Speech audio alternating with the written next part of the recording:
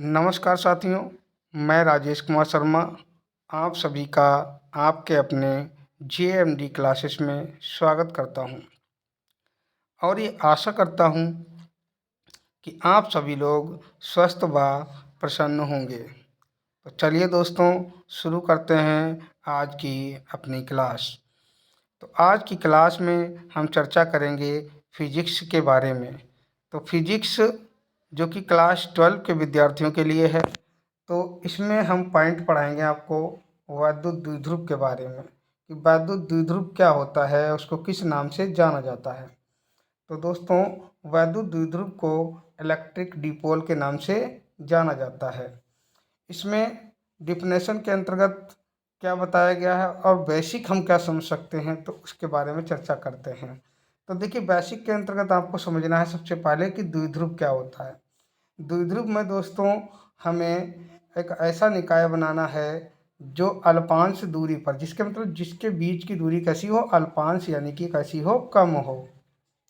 जब अल्पांश दूरी होगी वो हमारा क्या कहलाएगा, द्विध्रुव कहलाएगा। अब अगर बात कर लेते हैं वैद्युत द्विध्रुव की, तो इस पर एक पर प्लस क्यू आवेश कर लेते हैं, एक पर माइनस क्यू आवेश कर लेते हैं। तो ये आवेश एक दूसरे से क्या हो जाते हैं, विपरीत हो जाते हैं और अल्पांश दूरी हो जाती है इनके बीच में। तो इस निकाय को ही हम वैद्युत द्विध्रुव कहते हैं। क्या कहते हैं, वैद्युत द्विध्रुव कहते हैं। अब अगर बात कर लेते हैं वैद्युत द्विध्रुव की जो डेफिनेशन दोस्तों दे रखी है, तो डेफिनेशन के अंतर्गत आपको पढ़ाते हैं डेफिनेशन में क्या बताया गया है। दोस्तों, कह रखा है कि यदि दो बराबर तथा विपरीत आवेश एक दूसरे से अल्प दूरी पर स्थित हों तो इस संरचना को वैद्युत द्विध्रुव कहते हैं। जैसा कि यहाँ पे आपको बताया गया है, माना ए और बी दो हमारे क्या हैं, ध्रुव हैं, जिस पर ए पर बात करते हैं तो माइनस क्यू आवेश, बी पर बात करते हैं तो प्लस क्यू आवेश स्थापित हैं, और इनके बीच की दूरी के बारे में बात करते हैं तो ये दूरी बहुत ही कम है। तो एग्जाम्पल के लिए अगर बात करते हैं दोस्तों, तो एग्जाम्पल के लिए HCl, H2O, NH3 ETC, तो ये इसके एग्जाम्पल हैं यानी उदाहरण हैं। इसके अलावा अन्य उदाहरण भी देखने को मिलेंगे। तो देखते हैं कि इनके जो उदाहरण यानी एग्जाम्पल का यूज द्विध्रुव में किस प्रकार से किया जाता है। तो बढ़ते हैं अगले पॉइंट पर। तो देखिए, इसमें हमें यह Cl के बारे में जो चर्चा की गई है, तो यह Cl में किस तरह से समझते हैं। जैसे कि H के ऊपर प्लस चार्ज होता है, Cl के ऊपर माइनस चार्ज होता है, और दूरी के बारे में बात करें तो दूरी इनके बीच में अल्पा दूरी इनके बीच में अल्पांश होती है। तो ये जो निकाय है वो हमारा क्या कहलाएगा, वैद्युत द्विध्रुव कहलाएगा दोस्तों। इसी प्रकार से H2O के बारे में अगर बात की जाए, H2O जैसे कि बच्चों को ये भली प्रकार मालूम ही है कि H2O किसका फार्मूला होता है। ये जो है वो किसका होता है, जल का फार्मूला होता है। तो देखिए, अब बना करके आपको दिखाते हैं यूज किस प्रकार से है।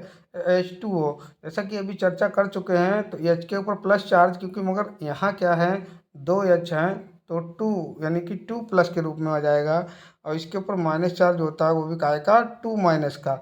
अब इनका आपस में संयोग हो सकता है, और ये क्या है, अल्पांश दूरी पर स्थापित है। तो इस प्रकार की प्रक्रिया को हम वैद्युत द्विध्रुव कहते हैं। तो दोस्तों, मेरे ख्याल से ये पॉइंट आपको समझ में आ गया होगा, और बढ़ते हैं हम अगले पॉइंट पर। तो दोस्तों, अगला पॉइंट है वैद्युत द्विध्रुव आघूर्ण। तो अभी तक हमने समझा वैद्युत द्विध्रुव के बारे में, तो मेरे ख्याल से ये चीज़ आपको समझ में आ गई होगी। अब इसी में हम जोड़ देते हैं वैद्युत द्विध्रुव आघूर्ण, यानी कि इसको बोला जाता है इलेक्ट्रिक डिपोल मूवमेंट। अब दोस्तों, इलेक्ट्रिक डिपोल मूवमेंट के बारे में चर्चा करते हैं कि इसमें क्या बताया जाता है। इसमें भी जो हमारा द्विध्रुव होता है यानी वैद्युत द्विध्रुव, उसी को लिया जाता है, मगर इसको डिफिनेशन के अंतर्गत किस प्रकार से दर्शाया जाता है, किया जाता है। तो देखिए, समझिए इसके बारे में। इन्होंने इसमें बताया है कि जैसा कि पिछले बारे में भी चर्चा कर चुके हैं कि ए और बी हमारे क्या हो गए, द्विध्रुव हो गए, और जिस पर एक पर माइनस क्यू आवेश, एक पर प्लस क्यू आवेश स्थापित है, और इन दोनों के बीच की दूरी क्या है, अल्पांश दूरी है, जिसको हमने क्या ले रखा है दोस्तों, 2l ले रखा है। ये हो गई अल्पांश दूरी। अब इसके अंतर्गत जब हम परिभाषा को बनाते हैं या लिखते हैं, किस प्रकार से परिभाषा को दर्शाया गया है, तो उसके बारे में चर्चा करते हैं। इनके अंतर्गत यानी इस डिफिनेशन में ये बताया गया है कि इनकी प्रकृति को छोड़ देना होता है, यानी कि माइनस क्यू आवेश प्लस क्यू आवेश, तो यहाँ से माइनस और प्लस को छोड़ देते हैं, केवल को किसको लिया जाता है, परिणामी आवेश को लिया जाता है, यानी क्यू को लिया जाता है। और साथ में दोस्तों इसमें बीच में जो दूरी दे रखी होती है अल्पांश दूरी, उसको ले लिया जाता है, और ये किसके बराबर में हो जाता है दोस्तों, पी के बराबर में हो जाता है। तो ये जो प्रक्रिया होती है इसी को हम वैद्युत द्विध्रुव आघूर्ण कहते हैं दोस्तों। तो चलिए इसकी डिफिनेशन के बारे में चर्चा कर लेते हैं कि डिफिनेशन के अंतर्गत दोस्तों क्या बताया गया है। चलिए दोस्तों बढ़ते हैं डिफिनेशन की तरफ। तो देखिए वैद्युत द्विध्रुव आघूर्ण के अंतर्गत यानी कि इलेक्ट्रिक डिपोल मूवमेंट के अंतर्गत क्या बताया गया कि वैद्युत द्विध्रुव में किसी एक आवेश का परिणाम, एक आवेश मतलब दोस्तों क्या बताया मैंने कि आपको जो प्लस और माइनस होता है इसको क्या करना होता है, छोड़ना होता है, केवल क्या लेना है इसकी जगह पे, केवल क्या लेंगे दोस्तों, क्यू लेंगे। तो आप समझ गए होंगे कि एक आवेश का परिणाम तथा दोनों आवेशों के बीच की दूरी के गुणनफल। अब दोस्तों बीच की दूरी के बारे में चर्चा कर लेते हैं कि बीच की दूरी क्या है। तो दोस्तों अभी मैंने बताया कि बीच की दूरी क्या है, 2l। बीच की दूरी 2l यानी आवेश हो गया q और बीच की दूरी हो गई 2l। अब दोस्तों अब आगे क्या बताया गया, तो अब आगे के बारे में चर्चा कर लेते हैं। आगे इन्होंने बताया कि गुणनफल यानी कि आपको Q लेना है और यहाँ क्या लेना है, 2l लेना है, और दोनों का क्या हो जाएगा, गुणनफल हो जाएगा।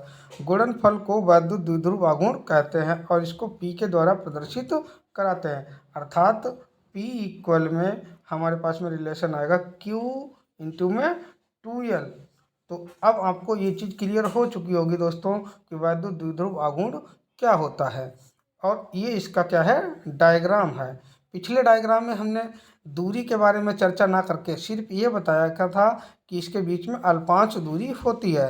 अब की बार क्या कर लिया, जब आघूर्ण शामिल किया तो इसमें दूरी को भी शामिल कर लिया दोस्तों, और दूरी कैसी है, अल्पांश दूरी है, जिसको किसके रूप में लिया गया दोस्तों, 2l के रूप में लिया गया है। तो दोस्तों चलिए बढ़ते हैं आगे पॉइंट पर। तो